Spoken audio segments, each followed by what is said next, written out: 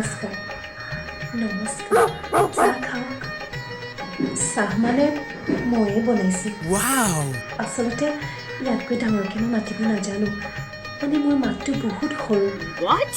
মোৰ ল'ৰা পচন্দ হৈছে কোনে মোৰ ৰাতিপুৱা উঠাই দিলে তই উঠাইছ হা হাজবেণ্ড হৈছ হাজবেণ্ডৰ নিচিনাকৈ থাক নহ'লে এটা লিখিছ একদম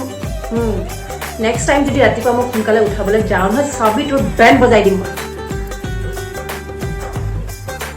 কি চাহ বনাব লাগে কাৰ কাৰণে তোৰ কাৰণে মই আজিলৈকে নিজলৈ একাপ চাহ বনাই খোৱা নাই আৰু মই তোক চাহ বনাই খুৱাম সপোন দেখিছ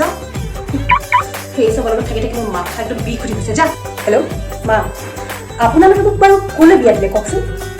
কিন্তু কি মানুহ মানে সকলোবোৰ কাম কৰাই থাকে এইটো কাম কৰে সেইটো কাম কৰি থাকে হা এনেকৈ কেনেকৈ হ'ব ঐ ঝাৰুদি হ'লনে নাই হা ইমান সময় লাগেনে তোৰ বজাৰলৈ যাবলৈ আছেই বস্তু আনিবলৈ আছেই সোনকালে কৰ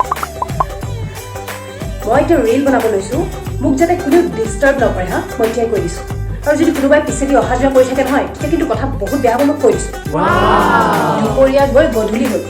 কিন্তু কোনেও মোক এতিয়ালৈকে লাঞ্চ কৰিবলৈ নামাতিলে কিয় মানে কিয় ৰীল বনাইছিলোঁ ৰীল বনালোঁ বুলি মই কি একো খানা নাখাম হা মোৰ কি জীয়াই থকা অধিকাৰ নাই কাৰো মানে ধ্যানেই নাই যে বোৱাৰীজনী আছে কাম কৰি আছে ৰীল বনাই আছে তাইক খাবলৈ মাতো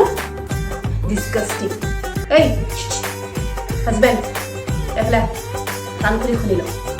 কাইলৈ মই মাৰ ঘৰলৈ যাম এমাহ থকা ৰাতিপুৱাই মোক দুপৰীয়া লাঞ্চ খোৱাকৈ থৈ আহিবি আৰু এটা কথা এমাহ নোহোৱাৰ আগতে কিন্তু মোক ফোন কৰি ঘৰলৈ আহা কৰি নাথাকিবি মই কিন্তু আহিব নোৱাৰোঁ কৈ দিছোঁ দেই